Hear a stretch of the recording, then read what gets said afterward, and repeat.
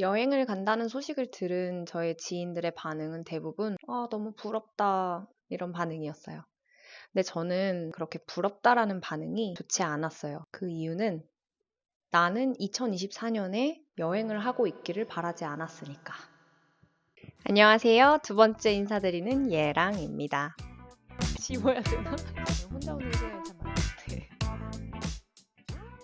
저는 2019년도 가을에 결혼을 했어요. 2014년도에 제가 캐나다로 인턴십을 갈 기회가 있었는데요. 그곳에 가서 제가 결혼한 그분을 만나게 됐습니다. 인턴십은 짧았기 때문에 한국으로 돌아온 저는 뜸을 들이게 되네요. 남편이라고 표현해야 될지 전 남편이라고 표현해야 될지 되게 헷갈리는 중이에요. 오늘부로 전 남편이라는 표현을 사용해 보도록 하겠습니다. 정말 오늘부터 시작이라 좀 의미가 있네요. 네. 저는 인턴십이 끝나고 한국으로 돌아왔고 5년간의 장거리 연애 끝에 저희는 19년도 가을에 한국에서 결혼을 합니다. 저희 남편은 캐나다 사람이에요. 또 남편이라고 했어. 제 전 남편은 캐나다 사람이에요. 근데 표현이 참 그렇네요. 좀 눈물 날 것 같아요. 저희 전 남편은 캐나다 사람이었어요. 근데 국적은 또 한국인이기도 해요. 저희 남편은 지워야 되나? 저의 전 남편은 혼자 오는 시간이 참 많네요. 저의 전 남편은 국적이 참 복잡했어요. 그 이유는 부모님의 국적이 그저 복잡합니다. 우선 남편은 한국인과 캐나다인 사이에서 태어났습니다. 그렇다고 해서 완전히 또 혼혈의 가족은 아니거든요. 아버님이 한국인이었고 어머님이 캐나다 사람이었어요. 어머님이 캐나다 사람이지만 한국 분이세요. 왜냐하면 어려서 백인 가정으로 입양이 되셨거든요. 그래서 국적상 한국인과 캐나다인 사이에서 태어난 전 남편입니다. 그리고 그분들의 결혼 생활도 되게 다이나믹하게 흘러가서 결혼하시고 한국에서 잠시 사실 동안에 이 아들을 낳으셨어요. 그래서 한국의 주민등록번호를 가지고 태어났지만 일평생을 캐나다에서 산 그런 사람과 저는 결혼을 하게 됩니다. 이 복잡함이 왜 중요하냐면 이 복잡한 사람과 제가 결혼을 해서 저의 인적사항도 매우 복잡해졌거든요. 이 모든 내용들은 사실 결혼하기 전에는 다 내막을 알 수 없잖아요. 결혼하고 나서 보니 제가 처리해야 되는 그런 뭔가 행정적인 정리가 필요했어요. 너무 특이하다 보니까 사실상 제 삶이 당황스럽다기보다는 특별하다고 생각했어요. 이 부분은 제가 행정적인 부분에서 참 강점이 있는 사람이구나를 발견하게 해준 계기가 됩니다. 아까 말씀드렸다시피 평생을 캐나다에서 살고 지냈던 저희 남편은 저와 결혼을 하면서 그의 직장, 저 또 남편이라고 했어요. 평생을 함께했던 저희 전 남편, 평생을 캐나다에서 살았던 저의 전 남편이 한국에서 저와 신혼생활을 시작했어요. 결혼 때문에 한국에서 시작한 거는 아니지만 그의 직장이 어떻게 보면 한 70% 정도의 이유를 제공해서 저는 한국에서 신혼을 시작할 수가 있었습니다. 남편 회사는 정말 밤낮 없이 너무 바빴어요. 외국계 기업이라서 그런지 밤에는 외국에 있는 본사의 시간에 맞춰서 일을 해야만 했었고 낮에는 또 한국의 회사 시간에 맞춰서 일을 했어야만 했어요. 남편이 바쁜 시간 동안에 저도 제 마음이 요동치는 시간이 되었고요.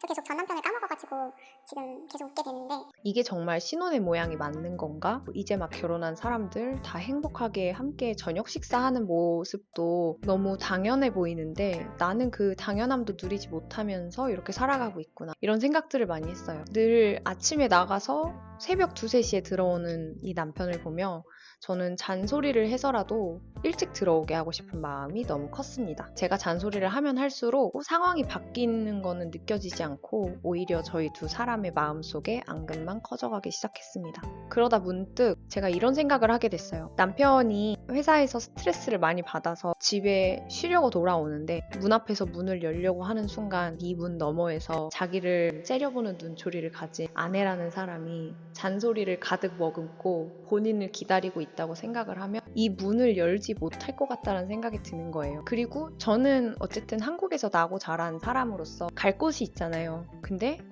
전 남편이라는 분은 한국에서 지금 이 집 말고는 갈 곳이 없겠다라는 생각이 들었어요. 그래서 이 집 외에는 어디에도 쉴 곳 없는 이 사람에게 이 집마저 쉴 곳이 되지 못하게 하는 장본인이 나여서는 안 되겠다라는 생각에 저는 입을 다물기로 결심을 합니다.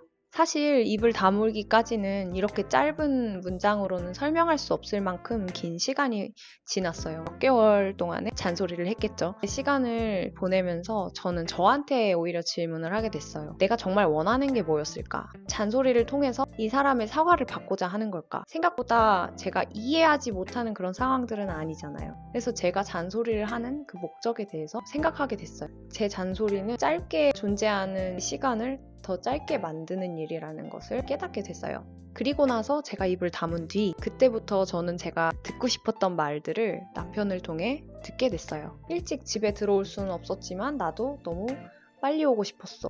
나도 너무 보고 싶었어. 그때부터 저는 제가 받고 싶은 마음들을 얻는 방법, 사랑을 하는 방법을 배워가기 시작합니다.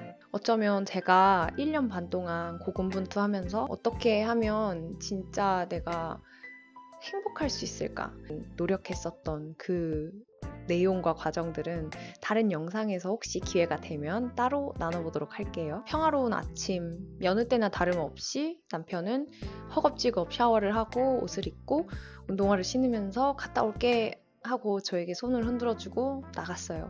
저도 여느 때와 다름없이 평화로운 아침이었고 평안한 마음이었습니다. 그 당시에는 제가 인테리어 수업을 듣고 있었는데요. 수업이 그날 종강이었어요. 오후 3시 반, 4시 이쯤에 모르는 번호로 저한테 전화가 와요. 전화 내용은 이랬습니다. 회사에 있던 남편은 심정지로 쓰러졌고요. 병원에서의 열흘이라는 시간을 보낸 뒤 세상을 떠났습니다. 한국에서 또 장례식을 했고 캐나다에서 또 장례식을 했어야 했기 때문에 그 모든 과정과 절차 다 진행을 하다 보니 한 달이라는 정신없는 시간이 흘러갔습니다. 그 이후 저는 제가 해결해야 될 일들을 하나씩 순차적으로 부여받게 돼요. 처음에 언급했던 그 복잡한 인적 사항과 국적의 문제들, 그 모든 것들이 요리조리 얽혀서 저는 사별자이지만 진짜 사별자가 되어가는 과정을 3년을 보내게 됩니다. 해결해야 되는 일들과 함께 모험 같은 3년을 보내는 동안 저는 전 남편과 함께 했던 같은 집에 계속 머물게 됩니다. 전세로 살고 있었기 때문에 계약이 2번이 이어졌는데 이 집에 계속 머물러야 하는가에 대한 질문을 계속 하게 됐어요. 2번째 전세 기간이 끝나면서 동일한 질문을 다시 하게 돼요. 그때 제가 얻은 평안함이 있었던 답은 나는 이제 이 집을 떠나도 좋다 였습니다. 집을 떠남과 동시에 저는 다음 행선지를 지구로 정하게 됩니다. 23년도 겨울 스페인으로 여행을 갈 계기가 있었어요. 사실 23년도 겨울이라고 하면 지구라는 행선지가 있기 전이었기 때문에 아무것도 정해지지 않은 이 시간에 여행을 가야 하는 것이 맞나 싶을 정도로 착잡했는데요. 24년도 2월 달에 제가 전세 계약이 만료가 되면서 집을 빼야 되는 상황이었어요. 그럼에도 불구하고 예정대로 저는 친구와 스페인으로 여행을 떠납니다. 저와 친구 모두 신앙이 있었어요. 그리고 저희는 즉흥적으로 여행을 해보자라고 마음을 먹었기 때문에 여행 기간 중에 하루 있는 일요일 그 주일 예배를 어디서 드려야 할지만 정해놓고 여행을 떠나게 돼요. 뭔가 해답을 얻어야 할 것이 분명히 있는데 얻지 못한 채로 여행을 하던 저였기 때문에 답답함 그리고 한숨이 저도 모르게 새어나왔던 시간들이 참 많았는데요. 그러던 어느 날 일요일이 되고 저희는 예정되어 있었던 교회로 향했습니다. 마드리드 작은 교회에서의 예배는 찾지 못했던 해답을 알려주게 됩니다. 특별했어요. 교회를 들어가자마자 다양한 사람들을 만나게 됐어요. 그 중에 목사님 가정을 가장 먼저 만나게 됐는데 대화하고 그들의 모습을 보는데 저의 어렸을 적의 모습들이 생각이 나면서 그 모든 모양들이 지금의 저를 만들었고 이런 마음과 이들을 보면서 저 자신을 떠올리게 되는 이 모든 것들이 참 설명할 수 없는 모양으로 감정적으로 다가왔어요. 예배당에 앉아서 잠시 기도를 하고 눈을 떴는데 앞에 이제 예배가 곧 시작된다고 빔 프로젝트로 오늘의 예배 주제가 딱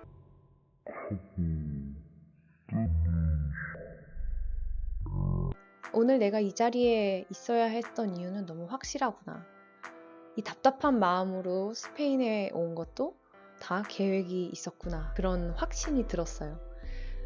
그 화면에는 뭐라고 써 있었냐면 하나님의 집에는 거할 곳이 많다 였습니다.